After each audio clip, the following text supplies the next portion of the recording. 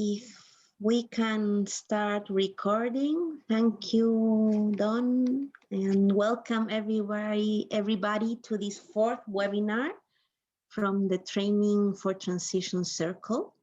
We're very happy to have you here. The Training for Transition Circle is part of the shared governance of the HAPS group, part of the transition movement.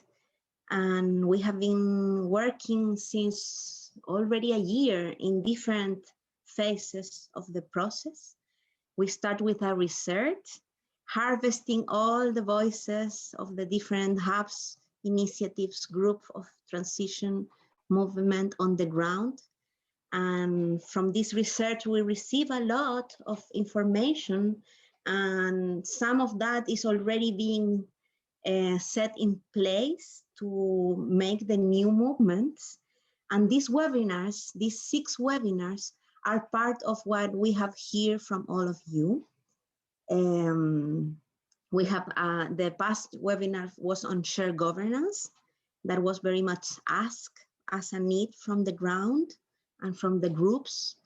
And we had also redesigning the launch that was done like 15 years ago, and we are such a different reality today. And today we have the inner transition webinar. I'm very happy to share it with you all. And as training circle also, we want to share that we're jumping very soon, in more or less April, to a 4th phase that is in service to all the groups that are working in different purpose related to the transition movement, to being in service of life, moving to a more sustainable and regenerative life in different areas, in different needs. So happy to be here serving the best for all. And in this, we welcome very much our presenters of today. We will start with Josue from Belgium Hub. Josue is also part of the Hub's Heart Circle of the Hubs group in the role of governance, and is supporting very much all the process of the shared governance that we're having. And shared governance and personal aware communication is so much related. It's such a systemic reality, the one that we are experimenting here, that we are very happy to have you here, Josue, and welcome. We are with you, happy to keep learning together.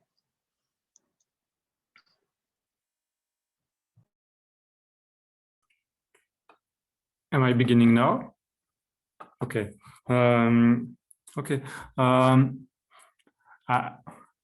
My intention coming here is to share some practices that we developed in Belgium around inner transition workshops and trainings. I didn't prepare something where I would present what is inner transition, because in my view, people who came here are already trainers that they know about it a bit, or at least a bit, but more about how can we propose something to people if you don't do so at the moment. So I will share my screen. I have a presentation. Okay, do you see it? Yes, okay. So these experiences were developed in réseautransition.be in Belgium, but I have to honor the people that were inspiring us. And first of all, Sophie Banks, which is really a big inspiration for us, and Hilary Prentice that did begin all this with her in Totnes, and also Joanna Messi. And in Belgium, I need also to honor all these people that you see here that were developing all this with me. It's not my work that I will propose you, but the work of all these people since 2013. And it comes from having one inner transition trainings to have more than one trainings to develop a MOOC of 3 months, which is online now. Actually, we have some proposals about inner transition that are already running in French. In the left side are the one that you can follow in presential, which is a 2-day inner transition introduction, very inspired by the one that was created by Sophie, for the ones who know it. And then we did create another one, which is inner transition facilitation for the people who want to begin to facilitate, not only understand and do, begin to do a journey in inner transition, but also to offer facilitation. Another one is a taste of inner transition. It's on demand, and we can change it from time to time. And for these one are the presential ones. I will only go into depth for one of these, all these ones, because in 10 minutes, I cannot explain everything. And then because of COVID, we did develop new stuff. Inner transition introduction in 2 days online, which is also the same objectives than the presential one. Another new one, which is inner transition in-depth exploration during 9 evenings and 1 day during 10 weeks, which means we meet each other once a week for 1 evening or 1 day, once 1 day. And it's very, very powerful training that we just finished in January, the first one. A taste of inner transition in 1 day also, and the inner transition MOOC, which is online now until the 18th of April. And now I will go more in depth around the online inner transition introduction in 2 days, because I think it's a first step before to do a more longer one. So maybe for the ones who want to develop something new, it's more possible to begin with that. And also because of COVID, at least in my part of the world, it's very hard to organize something in presential at the moment. So this 2-day workshop is something like we did had to organize a presential one, and because of COVID we couldn't, and we decided we'll do that online, and we worked days and nights to adapt it, and it was really good. What I can already say is that it worked really, really, really well, but it needs a lot of preparation to be ready online. Here you can see some elements of the day 1 of these trainings, which always beginning by some techniques to be sure that people understand the tools and they can use the Zoom and all the stuff that we propose. A check-in, trainer presentation, and creating a more safe membrane, getting to know each other a bit more to be able to go in depth in the next step. So that's really the beginning of the training. And then we go into an introduction, origins of inner transition, where it comes from, why did we saw inner transition coming, and there we tell the story about what happens in Totnes, but in the world also, and in Belgium. And then we go into something which is more understanding, and with the intention that some people that come for this workshop are not ready at the beginning to go in depth. Some people need to be reassured. I'm not sure my English is understandable. To feel safe enough first, they need to understand with the brain why we need to go into depth. So we do that by exploring the Ken Wilber 4 quadrants that some of you may know, and also the inner transition themes that Sophie Banks developed.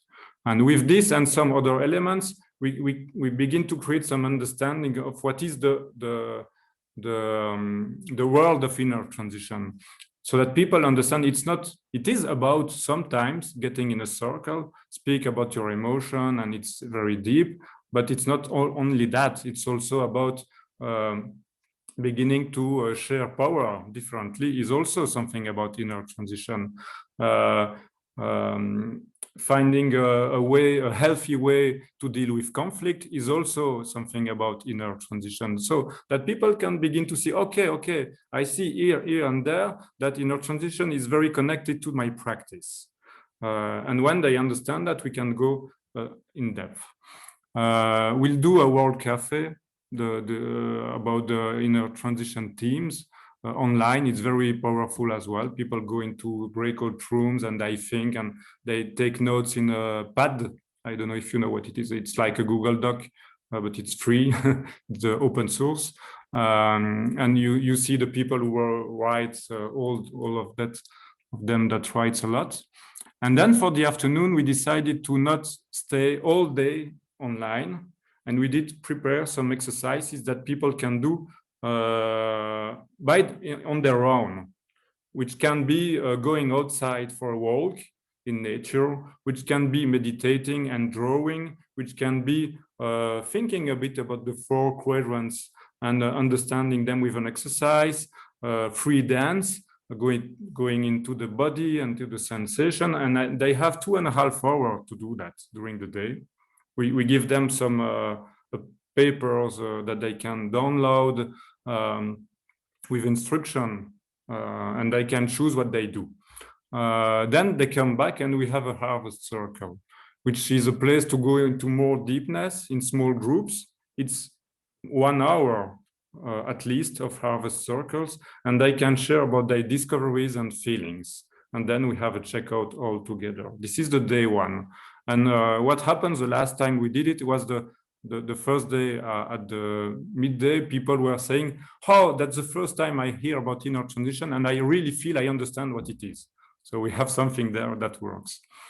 And for day 2 now, we have an introduction, and then we do a spiral, a work that reconnects spiral, the day 2 online. And if you don't think so, I can tell you it works really, really, really well too. It's different, but it works also. We do a check-in, an introduction to the spiral and to the work of Joanna Macy. And then we go into gratitude with the grid turning brainstorming, which is an exercise which is in the book of Joanna Macy's.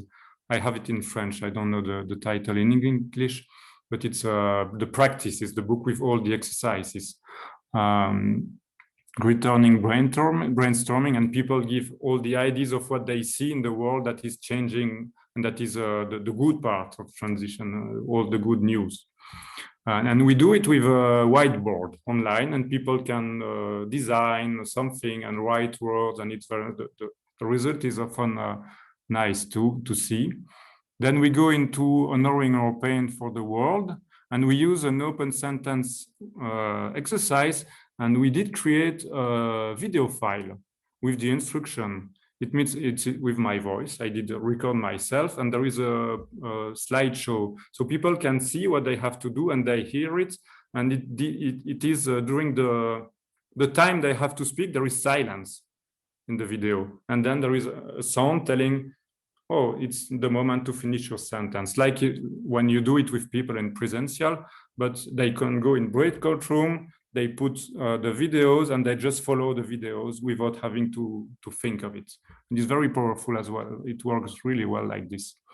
Then we go into change perception. There is this exercise in 30 years, which is also in Joanna Macy book. We did adapt it because it's too optimist.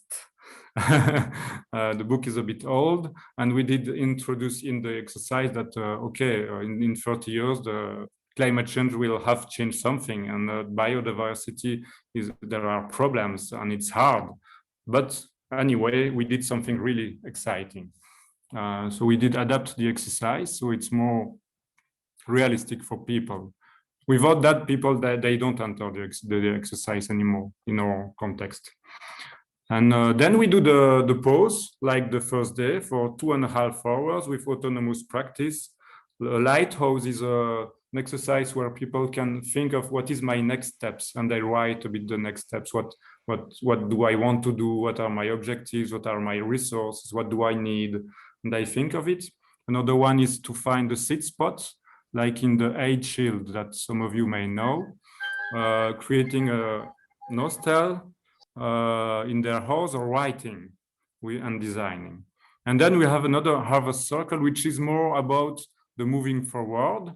People come with their lighthouse exercise, and they receive feedback from others with a collective intelligence methods that we call me instead of you. I don't know if it exists in English as well, but we do it in French. It's really powerful as well.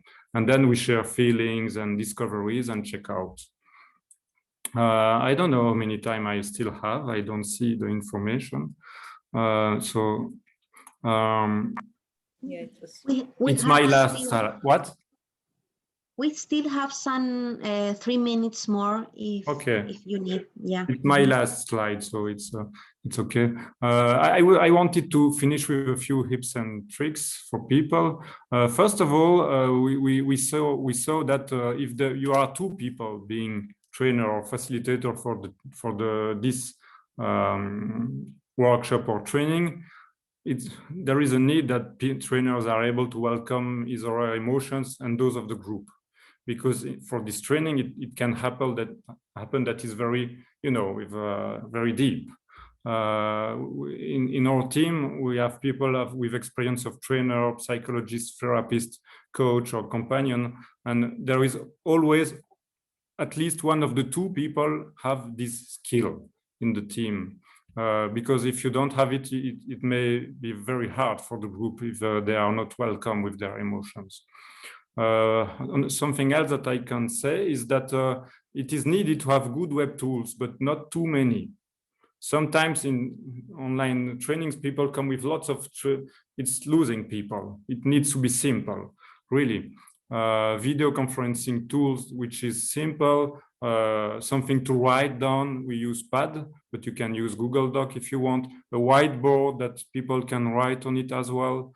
For example, for the open sentences with the video, we tried before without the video with written instruction. It doesn't work so well.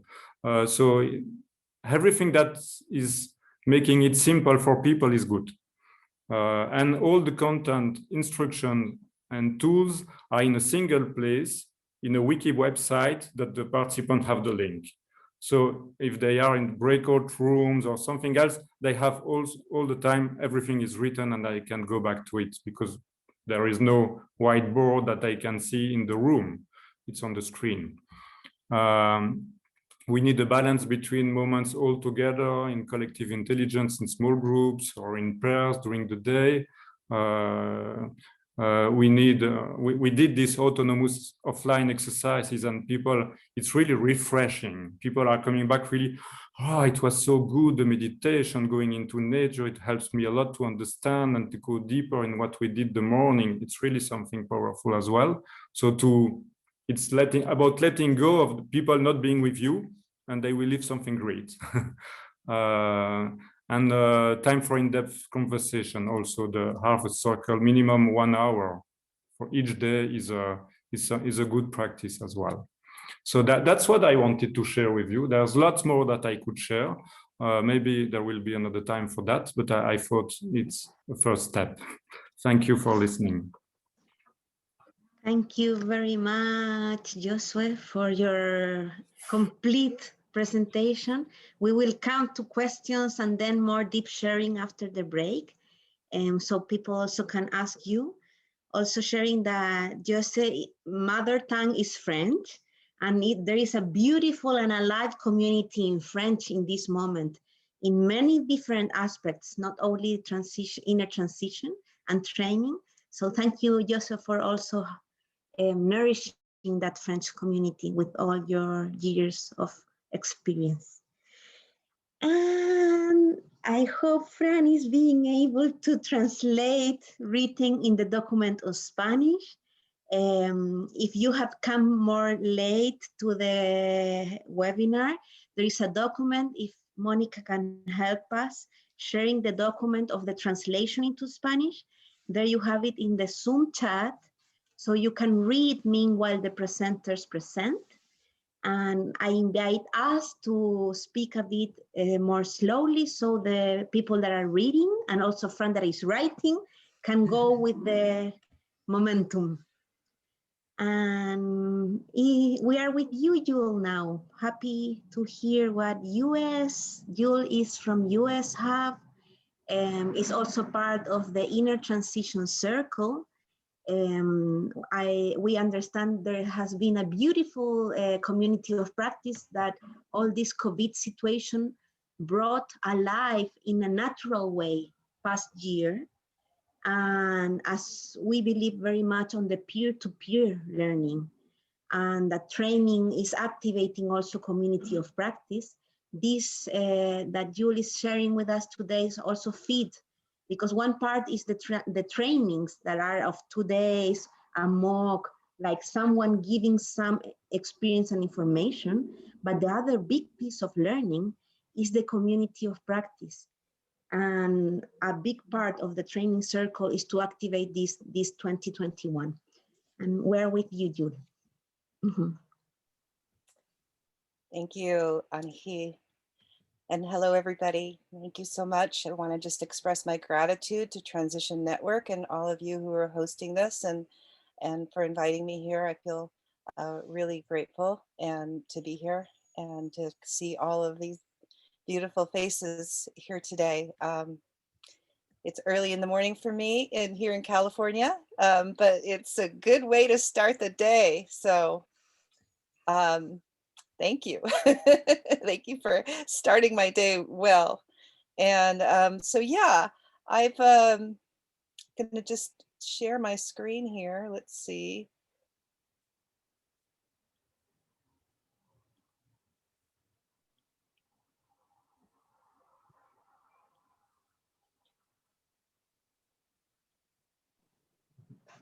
We're with you, Julie. We're seeing. Okay. Mm-hmm. All right. So back in 2017, Transition US had its first in-person convergence in Minneapolis, Minnesota. And at that convergence, I gave a workshop on sacred activism. And out of that, met a wonderful woman who is a student of Joanna Macy, Rebecca Blanco, and she and I conspired to begin this working group on a US level and called it the Inner Resilience Network. And so that is where we began. And we began, actually, it's interesting because I was reflecting on, how Yosui had started with trainings and maybe evolving towards more practice, where we started with more practice groups and we're evolving towards trainings. And I think it can go both ways. So we began with community of practice back in 2017. And we've tried several different ways of doing community of practice. We've also had a number of other events as well, one-time webinars and things like that. But I won't be talking about those here. I'm just going to be talking about the community practice groups that we've done. So the first one we did was, it's called the Deep Dive. And we had a monthly gathering. It was about 2 hours and people came together and we had different topics. And those topics, these are some of the topics. We had a bunch of other topics, but these are a few of them. And on that topic, we would come together and we would just share deeply. And we have, I'm going to put in the chat our agreements around sharing, because we started off with creating a really nice container around how to share and how to be together in a way that felt really held and contained, and so that we could just really drop in. And that's what the idea of the deep dive is so that we could really drop in to a topic. And so we did that for quite a while, every month. And it was amazing. We learned a lot. I learned a lot as just myself, but we had people kind of, it was the people kind of changed, but there was some people that were consistently there. So that it was interesting to see that part, like learning about what really drew people in and what people were interested in, the topics people were interested in. So it was a lot of learning for us as facilitators, the kinds of topics people were interested in, as well as the way it was being held. So that was the first series that we did. And then the next one, we did something in collaboration with Transition US and the social justice group as well, which was a series of dialogues called Building Bridges. And this had a climate justice topic or filter, but we would dig down inside that topic of climate justice to look at, our assumptions and our perspectives, our perceptions around, really charged topics. So we kind of, went into some muddy water, like talking about privilege, talking about historical trauma, talking about what it means to really be an ally, and things like that of say a marginalized, community or oppressed community. So we had the format for this was we had presenters that came in and we had a dialogue with them. And then we opened it up for a discussion group where people really dropped in and really shared deeply. So it was kind of presentation with community practice combination. And we learned a lot. We're currently in the middle of trying to really dig in and harvest some of the key points out of this, and hoping to start a new series of this once we do that. Because there's so much there, and there's so much more to do around this topic, as you all, I'm sure, are aware. So that was that. And then now, what's happening now, and what started last year during COVID is the Connection Cafe. And you can see Dawn there, and Galen, Galen. So the Connection Cafe, let's see, we started that during COVID, and we are doing it twice a month, and every second and fourth Monday. And it is, we do a topic. We do have a topic. We have a short practice that we give, or some kind of information around that topic. We rotate facilitators and hosts, and mostly from within our team. But like the next one is actually somebody that was coming and has offered to do one. So there's some exceptions to that, but mostly it's within our team. And then we offer some kind of something to start a conversation with, something to lead people through an experience, and then open it up for that practice and for sharing and deep discussion. And so these are some of the topics that we have done. There's more than this, but a number of them were so alive for people that they wanted to have a whole series on just that topic. So that's in the works, like cultivating a healing community was something that people were like, we want to do this all the time now. So it's interesting because the Connection Cafe, it actually was meant to birth other community practice groups. And that's what it's doing. So this is like the mother practice group. And then there are all these baby practice groups. So they're going to come out of this.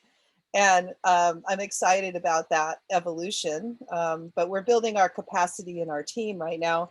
So we're still working towards that. But this has been wonderful. It's been a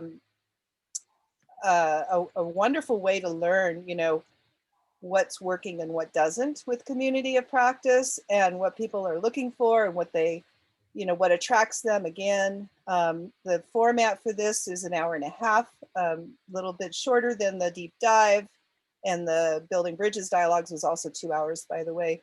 So this is an hour and a half, and it sometimes feels a little too short, which is interesting. But I think it's still a good amount of time for introduction for something, and especially if people know that they can come twice a month. So I think the twice a month is really good. In fact, we're considering maybe doing even something more often But right now that's working well, and there's a real community that we've been building. So this big focus has been on building community and seeing what the community wants. And so out of this, trainings are beginning to be birthed, you know, like these spin-off practice groups, but also a training, which I'm very interested in what Yosui's doing. So, because I think that people are asking for real basics of the inner work. So what some of the harvests that we got from this community practice work is that, you know, people do have information overload, as you all are, I'm sure, aware, and they really are hungry for places to just be with each other and not get more information. You know, if they do get more information, it's just very specific, you know, to what they're looking for around a topic. They are just seeking the real connection. And most people just want to be seen and heard and appreciated, you know, just a little bit of that goes a long way. So it's creating an environment where that happens for the people that are there really helps to build a wonderful environment for community practice. That's something that we make sure that is there with the facilitator, make sure, because healing happens in an environment of sharing and caring, and people are attracted to community of practice because they want that healing environment. They want to feel cared for. They want to share. So, and I feel like I'm realizing I'm talking too fast. Sorry. I'm going to slow down for the translation. So people also want to feel safe. That's a really important piece about a community practice is safety. And that's a whole discussion in itself about what is safety.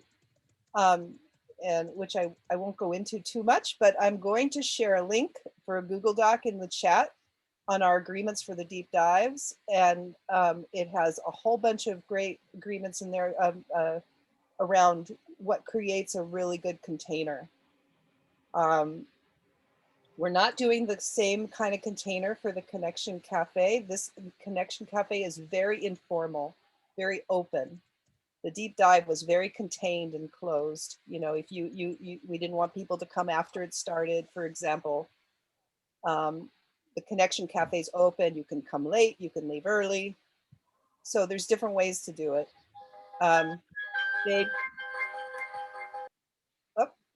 So people want to feel safe to explore. They love personal stories and they need time to build connection and trust. Was that a signal for me to stop? Okay. There's some formats. I won't go over those. And then I'm happy to share with anybody that wants to contact me anymore. And these are some of the guidelines to consider. And I will put in the chat the agreements that we use for community practice. So thank you all. I think that's my time, is it? Am I done for 10 minutes? I believe, but please have, if you want a minute or two just to wrap up. I believe was 8 minutes, Lisa, yes? Oh, that was 8 minutes. Okay, sorry. I was like, thank you. Okay, so that's great because then I can just quickly just say, there's different formats for community of practice, and it just depends on what you want and what your community wants. There's closed, you know, very deep, very safe held containers, and then there's open ones, or there's something in between. A facilitator that is really very heart-centered and also very mindful about how discussions go is important. Unless the group knows each other, people know each other, and there's a trust already built, then the group can lead its own community of practice. So that's also a possibility. You can do formats with specific people, or you can do just experiences. There's many different ways of doing a community practice. And then, so these are some of the guidelines. Having clear guidelines and agreements is important. You know, it could be simple, it could be elaborate, you know, depends on your community. The heart center, the mindfulness is very important. confidentiality, feeling safe, having enough time to share, and then all of, the building trust. It's all about building trust and good feelings so people want to come back. Whoops. And then this is our new program coming out of this. So I will leave it there, and I'm going to put in the chat as soon as I get off of this, the agreements for that we built around the community practice at the beginning. Thank you all for listening. Thank you very much, Jewel, also for speaking more slowly and for all your shared experience. Is so much important to build community, to learn together, especially in these times that we have been so much challenged. And beautiful, you share different types of communities, some for deep dive, another more like chit-chatting, like what Joshua said, like not always we want or we can go really deep, but we need to be connected. So thank you for that. And we have around 5, maximum 10 minutes to make questions to our presenters of today, Joshua and or Jewel. So if you have some question alive in your heart, mind in this moment, please let us know. I see all the celebration also for Jules' presentation on the chat. You can raise your hand in the, yes, in the sign here of the Zoom, like this, or you can tell it. You just put on your mic, as I cannot see all the faces. Now I can see all. Is there some question that you would like to make to Jewel or Joshua?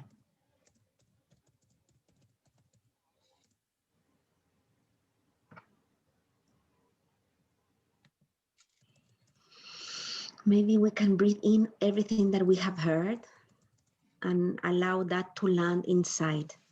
Yes.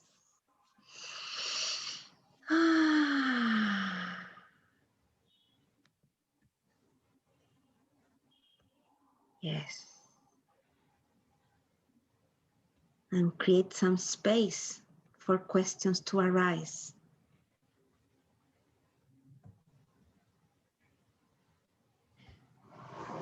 Okay. Or maybe sharing something that is similar and that you are doing. Yes, also sharing. If there is something alive in your heart after listening to our friends before going to a little break, welcome.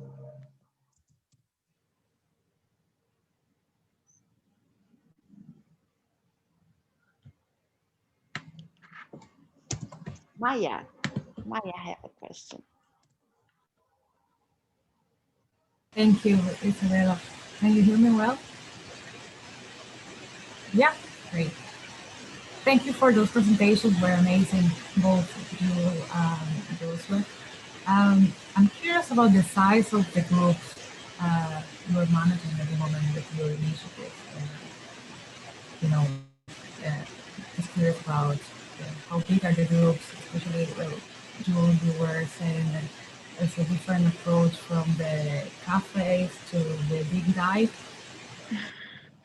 Are you listening well? More or less.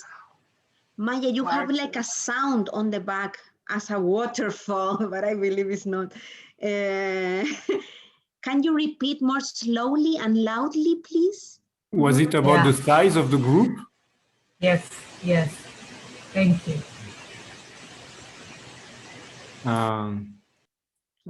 I can answer for trainings. For the trainings, it's between 12 and 18 people for the trainings online. But for the MOOC, we have, we have 12,000 people doing the MOOC at the moment. So it depends on what you do. And in presential training, it's the same that in online. It's 16, 18 people maximum. and minimum is 10, 12. For us, it usually we're kind of almost at that point where we got to do breakout rooms, because we find that maybe 12 to 15 people gets a little bit too big for deep sharing. But we generally get about that amount for the Connection Cafe, sometimes more, sometimes 20, 25. But if we do that, we have to do breakout rooms. And then the deep dives were maybe 8 to 9 to 10 people, which was perfect. Any more than that, it's really difficult to do deep sharing. So yeah. And the dialogues were much bigger, and we did, that was held that way. So they were maybe 50 people sometimes.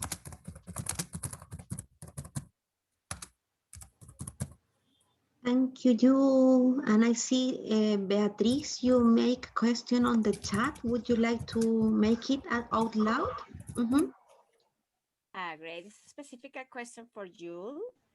I wanna know what connection do you see between the Connection Cafe and the nonviolent communication talking spaces that I am part of, and I see a lot of connection between both options. Do you see that? Okay. We've had a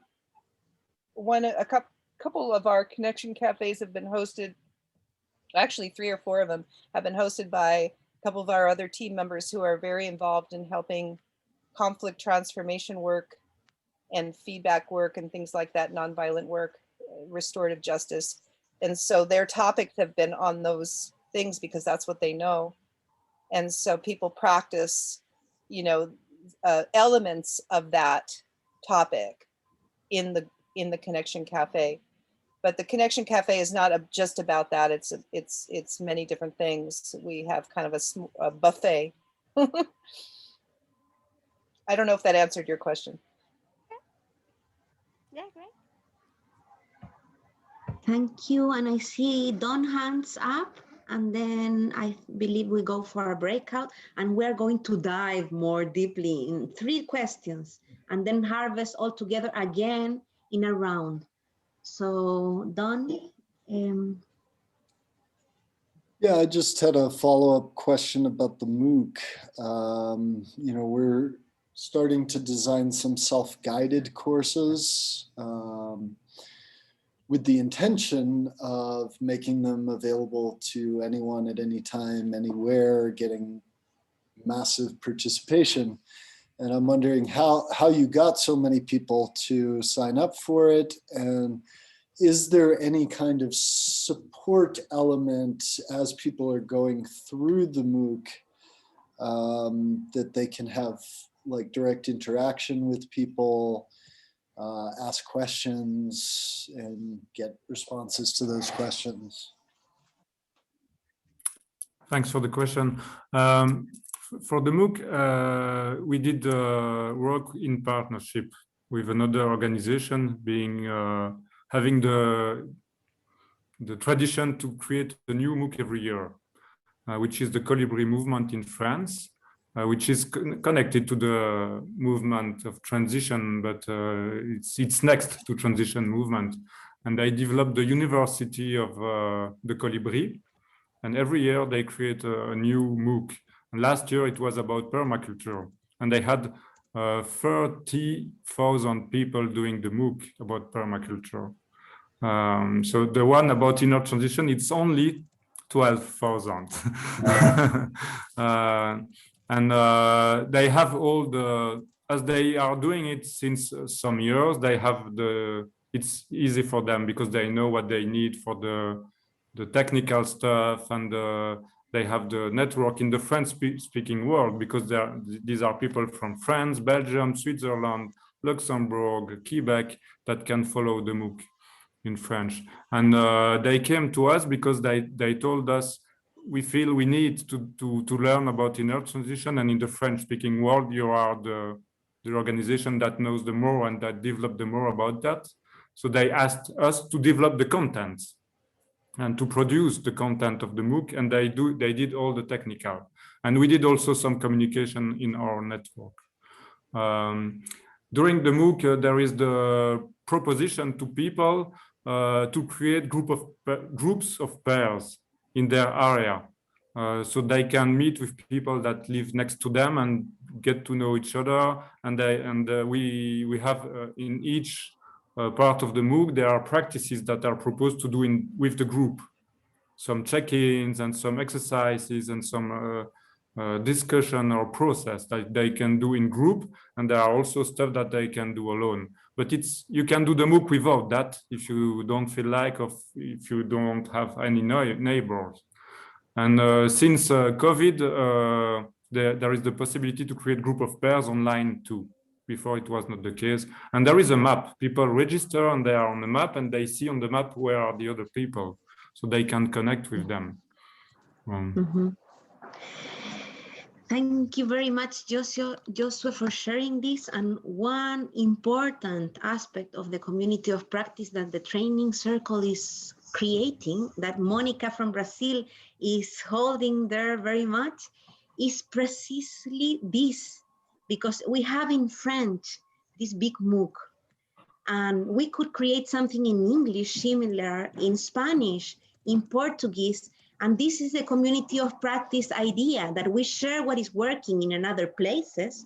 We can feedback each other and do it together, because we want to grow in all this. So please share all that, and with the open source that we will have very soon available for everyone, it's easy to reply in other languages. So everything yes. that is produced for the MOOC, everything is open source. Great. It was one of the conditions. Everything is open source. The videos, the tools, everything can be downloaded. The text. Yes. So thank you for that. The information is there. Now we need the community to hold it and manifest it. And I believe transition movement is very much about community and bringing everywhere. So thanks for this first hour. We invite you to a break, go for a bio break, tea, some fruit, go out and breathe. And we come back in 5 minutes more. This in Chile is like 1:13.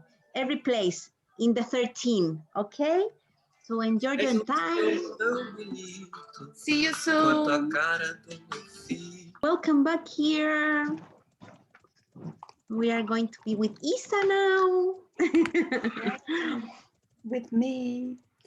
So now the idea is to split you all in groups. Don't forget, if you didn't put the language you want to speak in your group, please do it now. And we have 3 questions for exploration. And the questions will be sent to you when you're here in the chat, but we would like to explore. Why do you think it's important to provide training on this topic? That is not so difficult to answer, right? The second one, how is inner transition related with training and the needed paradigm shift that as civilizations we are needing to transit? And the third exploration we want you all to do, how to integrate this duality, polarity of outer and inner actions within our minds and conversations. Okay? So Dawn is preparing the groups. Let's use this time to explore. Don't forget to write, to harvest your thoughts, your notes. This is so important. This work that this circle is doing, it's to improve and to provide more tools. So don't forget to write down. Okay? Are we ready, Mr. Dawn? Almost. Almost. Okay. I just have one thing to say. that I'm putting the document for you to write right now on the chat, okay? So you open it and then you can write it, okay? And you can write, you can put a link, share what you really want. We would love to know about all the thoughts and all the conversation that is going to happen, and we can be everywhere. So this is going to help us a lot. How much We time? have like 15 minutes, so it's like 5 minutes per question. But feel free, if one of these questions feels more important to you, just in your group, just stick with it. But these 3 inspirations is for you to use it as you wish. And hopefully you could have note taker that harvest and bring later to the group discussion. So if you can choose one of you that will represent the little group of 3, great also to have the big harvest all together. So we're ready, Dawn, I believe. Super. Bye-bye, people. Enjoy your talk. Yeah. That was way too short to answer those 3 questions completely with 3 people offering ideas. We know, Rua, we know. It's always. It was so hard. No, don't feel like that. The important part is that you 3 connect, and it's never have enough time, baby. Yeah, I appreciate Rupa, you sharing this, and somehow in every webinar we have been receiving this feedback. We need more time to share these topics. Please bring us together, and this is the space the training circle is going to continue offering through the community of practice, and also the inner transition circle that has get again kind of alive on past November, will be offering webinars on different topics that we will share. So very welcome to come back. And now we want to listen to you. So if there is some note taker that want to share with all what is alive in your little groups, please, we are with you here. And remember, we have Fran translating to make speak more slowly. Yes, bring us some inspiration about you all have been talking about. Can be a word, can be a phrase, can be an idea. You can sing, you can recite a poem. Rua. Yes. I think there's a reluctance in our US culture to doing this inner work. I don't know if it's the Protestant work ethic that has been such a big part of it. Let's do the work. Let's get it done. Let's be efficient about it. And somehow I want to learn how to dangle the carrot.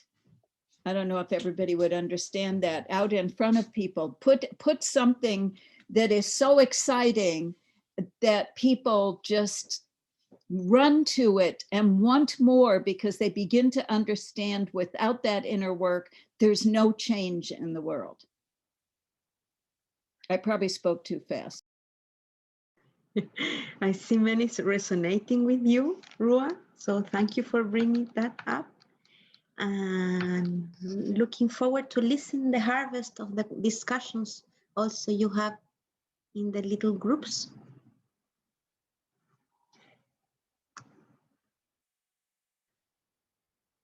Who would like to share first? I saw the document very much alive, which we appreciate very much. Oh yes, thank you very much for that. Mm-hmm.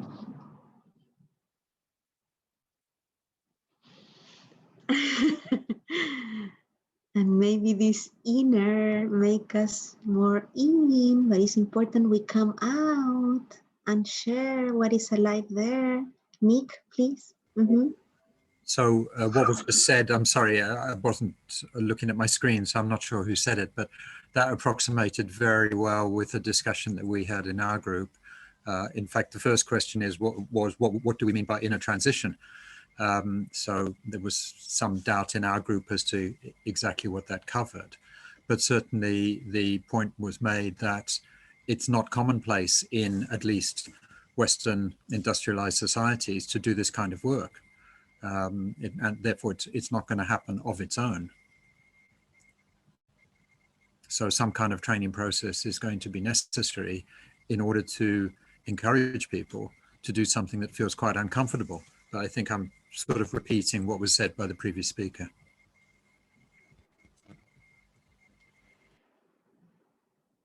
So I hear that it's needed to come out and at the same time can be a bit uncomfortable. So how we bring it out and bring the conversations for all of us.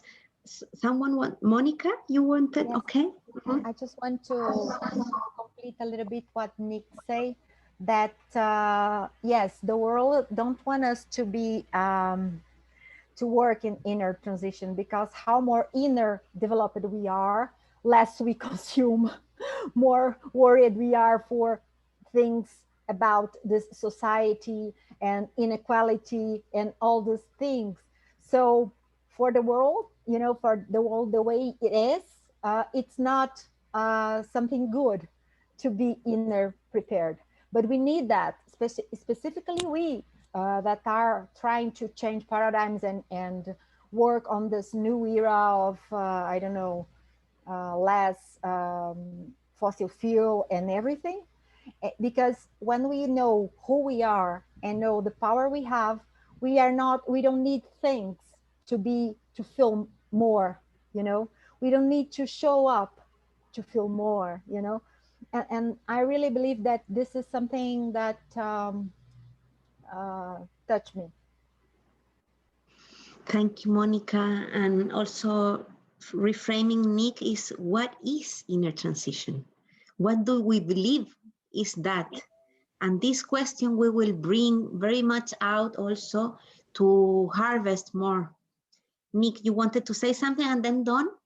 Yeah. I'll just supply one word which was mentioned in our group, which was the idea of consciousness, which relates very closely to what was just said.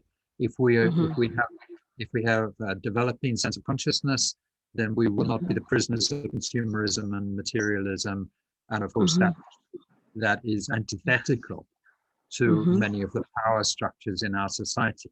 So that's why it's uncomfortable. That's why it's difficult. That's why it's work that needs to be done. Yeah, so we see this polarity that is not only present in consume and the work that wants to transform, but also knowing that we are more jumping into a systemic paradigm, that the polarity somehow can dissolve and find the ways to collaborate between the different parts of the system.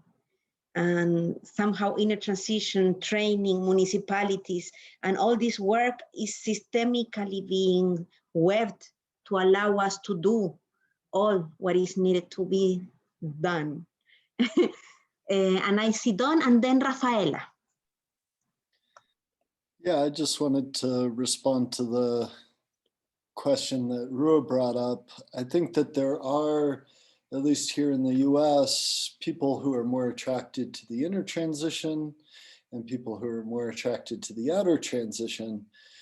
But I think, you know, one way that we can get more people involved in this work is to talk about, you know, how this really helps our work as transition leaders. I think that was done very well from the very beginning of the inner transition, to say, you know, it's important for us to understand the psychology of change, to understand, you know, both how we change and move and how we can help others through the change process, you know, how we can deal with our grief about the world situation, how we can do this work in a sustainable way and not burn out. And so I think if we can talk more clearly about the kind of practical benefits of doing the inner work, maybe we can get some more of the kind of people who are not normally attracted to inner transition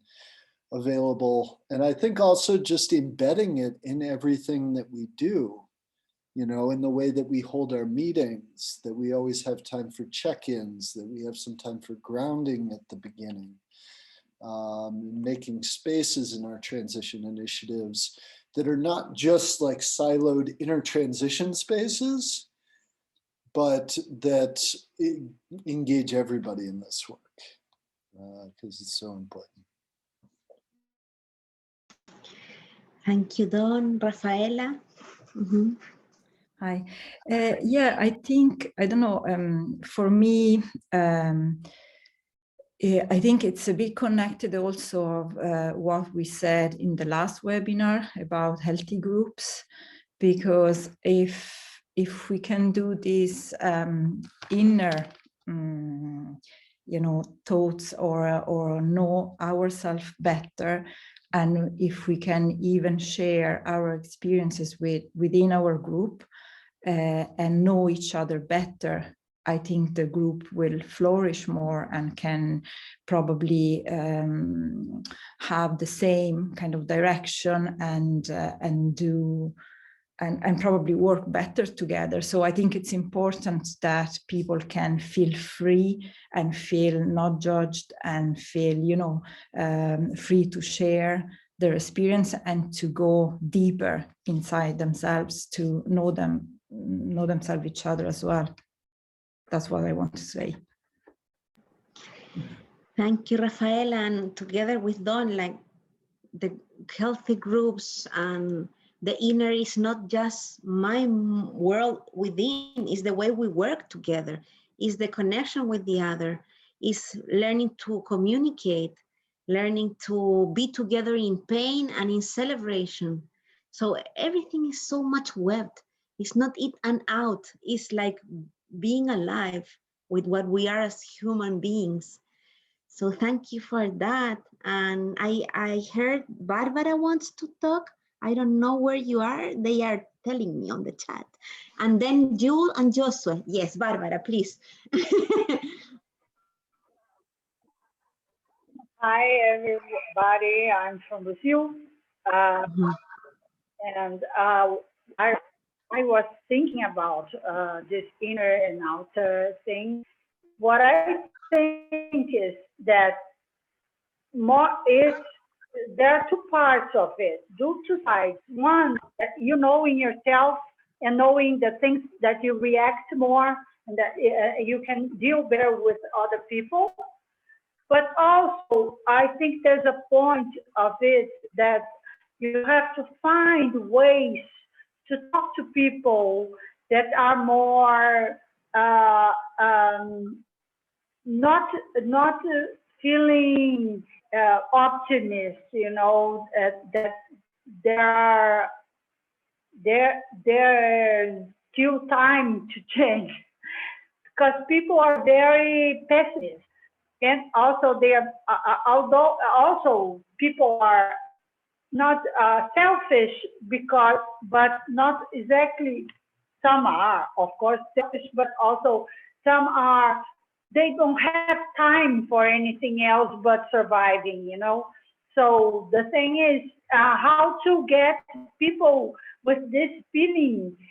I think you have to understand them, and that's something you have to learn how to do, you know, and how to approach the approaches you have to talk to people. That's the thing.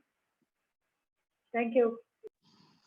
Thank you, Barbara. And yes, we have so different social realities in our different territories. And yeah, when some basic need is not satisfied, it's so difficult to look maybe beyond. And at the same time, I resonate so much with Joanna Macy's expansion of identity. Like, if we really know we all are one, whatever that happens to the other is happening to myself. So this, I saw in the chat, this consciousness of interbeingness.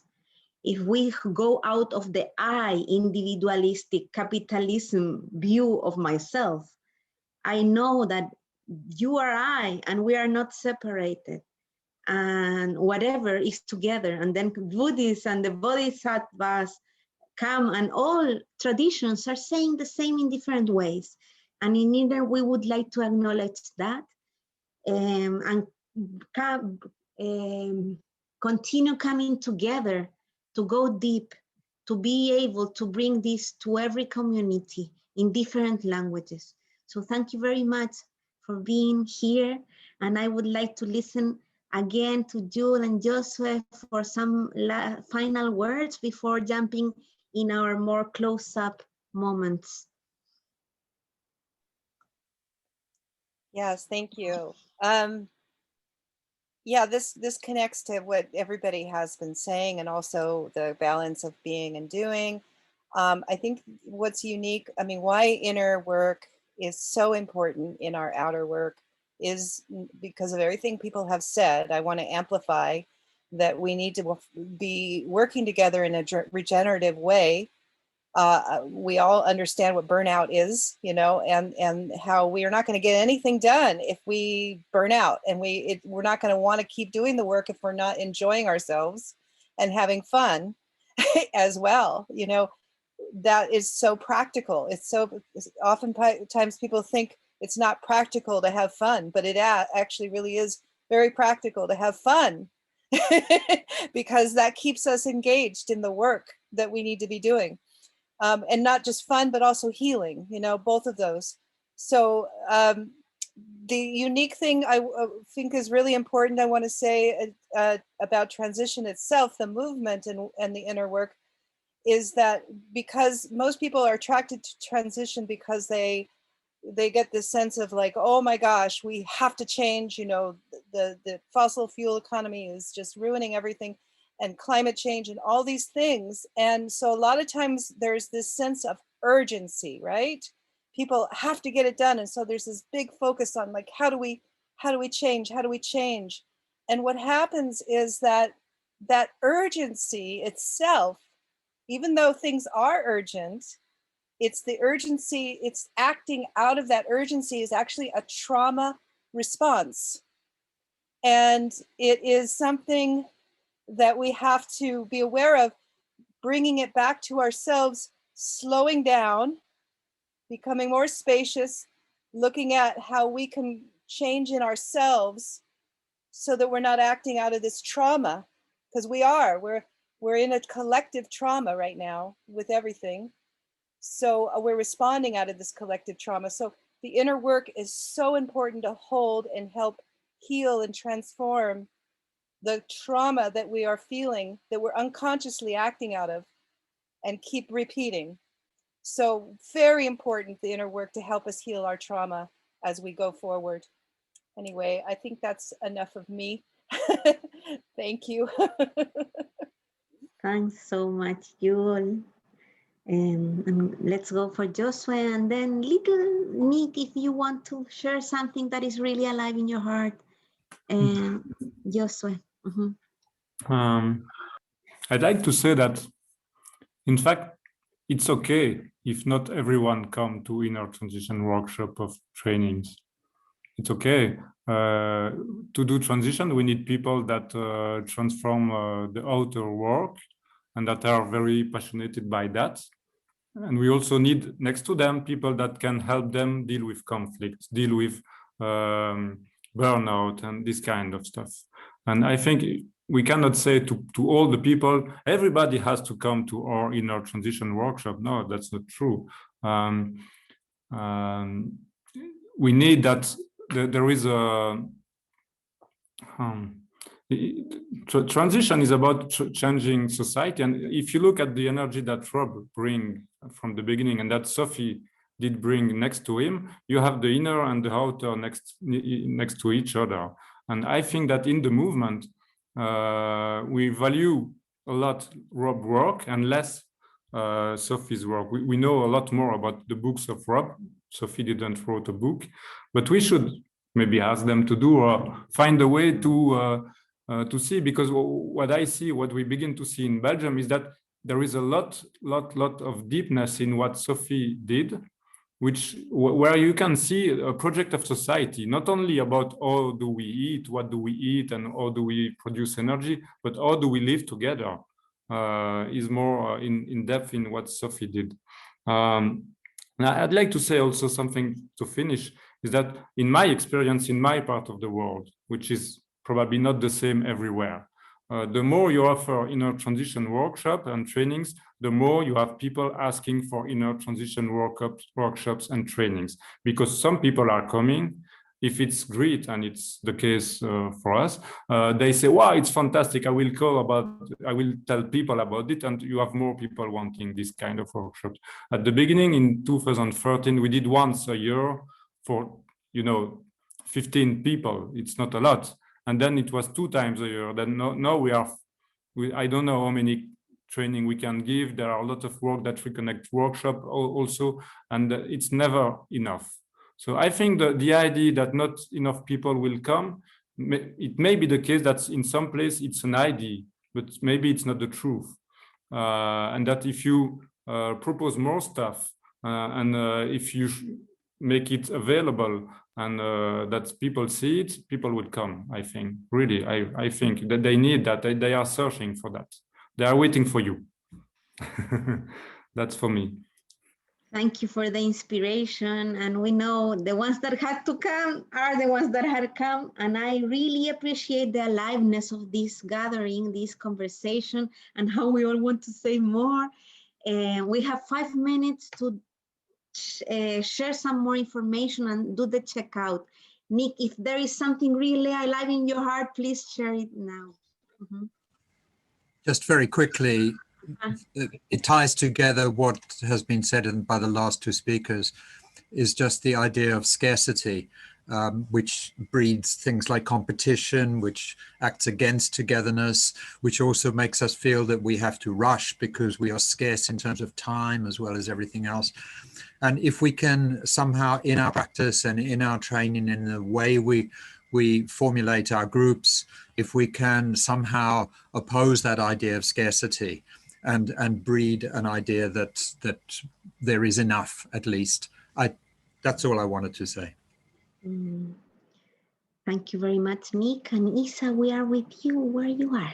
Yes, and I can see people already is doing checkout. Beatriz is inspired and transformed. Great. So what we want you to do is please write down in the chat 3 words. How do you feel after this webinar?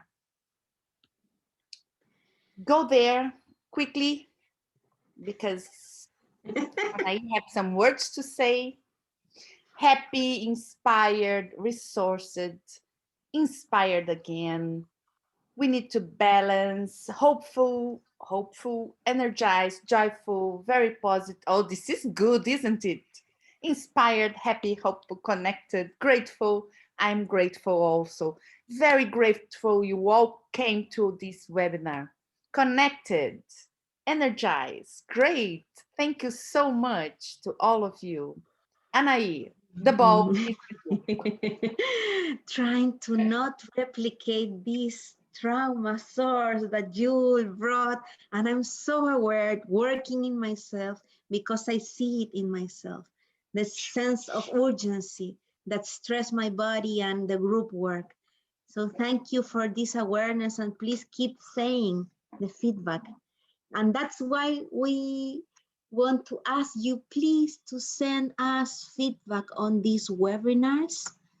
I'm sharing in the chat a form, little form, few questions to help the training circle to make these webinars better, to work better together.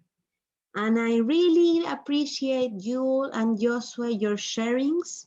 I appreciate that. I believe we have complete the purpose, is not correct to say, but we have arrived to the purpose of inspiring between communities, territories, languages. I hear Portuguese friends want to do a MOOC in Portuguese would be great. And let's keep talking to see how we do that, okay? Thank you very much, Joshua and Yul, and everyone here for all the work we have been doing to take care of life. And we are sharing also the next webinar that is in the 18th of March about the Thrive. And then we have the 8th of April, Resilient Economies, that I see Mel, I think, is going to be with us there. So I super celebrate. Thank you for being here with us now.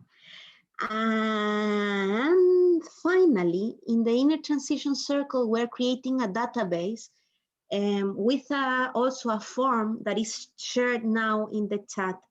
It's in Spanish and in English. Please, if you can fill that form, and we are going to stay in touch.